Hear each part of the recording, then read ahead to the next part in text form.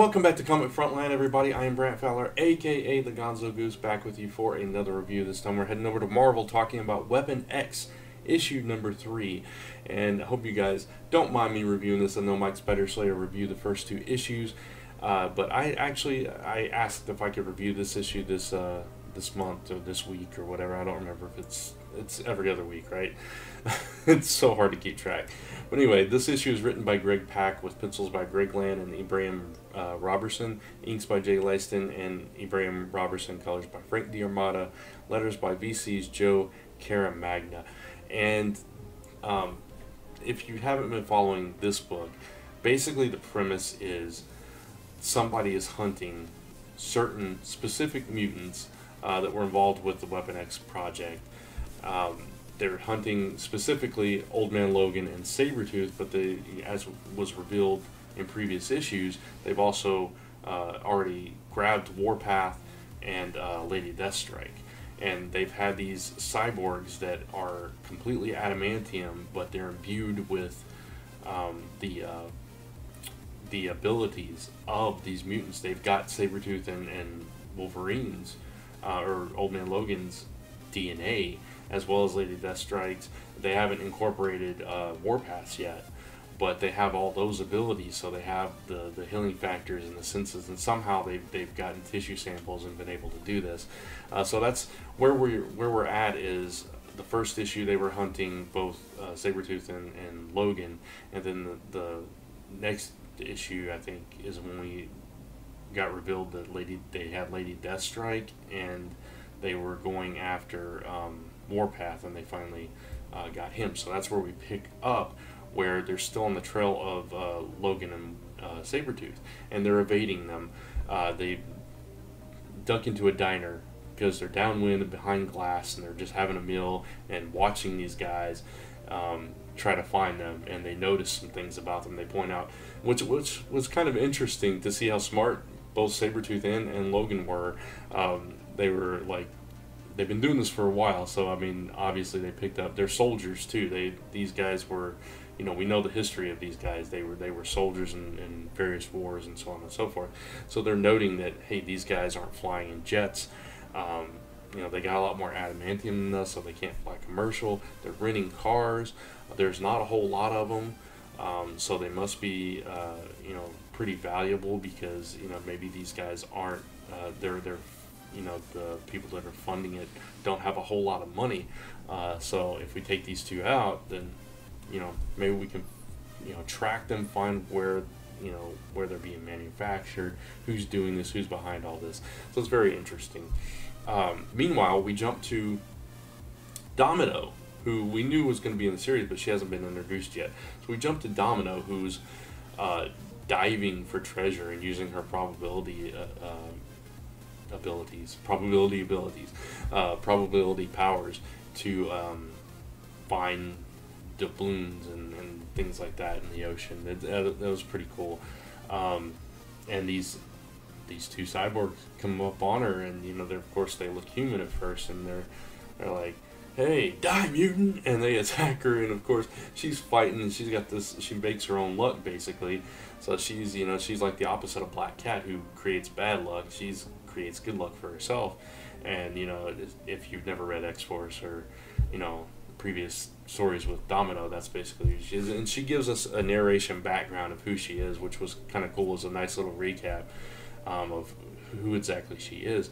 And, you know, long story short, minor spoiler alert, Logan and Wolverine show up and save the day. But now it's going to cross over into Totally Awesome Hulk, because they realize, hey, we've been chasing mutants with mutants. We're going to try something a little different. Get a little gamma radiation in the mix and see what that can do.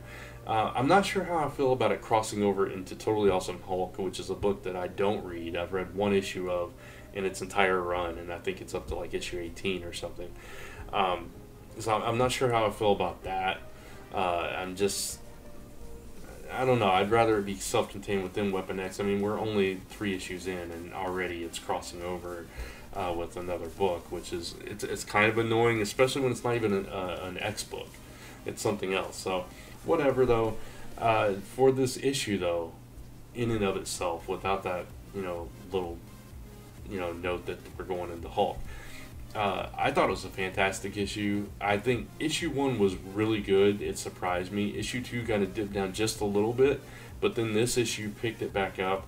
I thought it was fantastic. Like I said, I loved Logan and Sabretooth, kind of watching these guys and figuring out how to track them and figuring out details about their whole operation. I love that.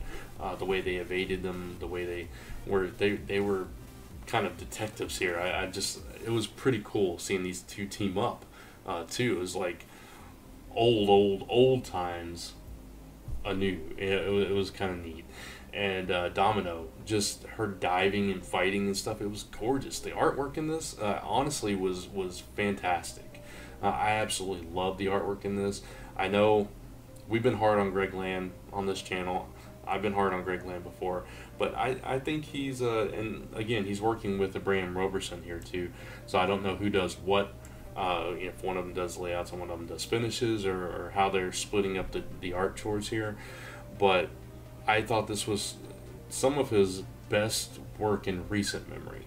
I was a big fan of his Sojourn series from CrossGen, the series that Greg Land drew, but this one, I'm telling you, it was fantastic.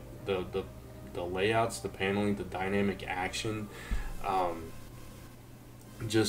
was beautiful and fluid, and there was a lot of close-ups that weren't the cheesy smiles that we know Greg Land is famous for.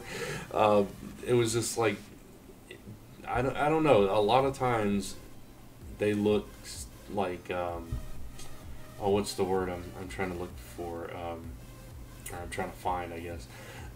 Sometimes his figures look very posed, and these looked very animated, if that makes sense. There was movement in them, there was emotion showing, and it wasn't just like a snapshot where they struck a pose, which I thought it was a vast improvement over some of his older work. So I appreciated the art, coloring fantastic, story loved it. I hate that it's going into Hulk, but that's a small price to pay. I'm going to give this issue 4.5 stars. I really love this issue. I highly recommend this, especially I'm an original X-Force fan, so Domino hitting the spotlight here was a highlight for me too.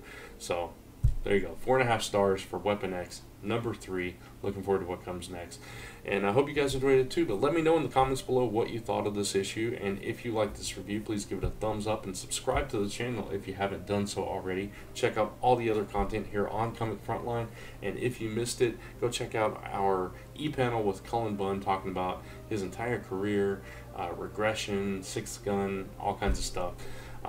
You don't want to miss that. And you can find me on my channel, Brant Fowler. You can find me on lastnumberpress.com, zone4podcast.com, youtube.com/whatthecard, and of course right here on Comic Frontline. So until next time, thank you guys for watching. I'll see you in the next video.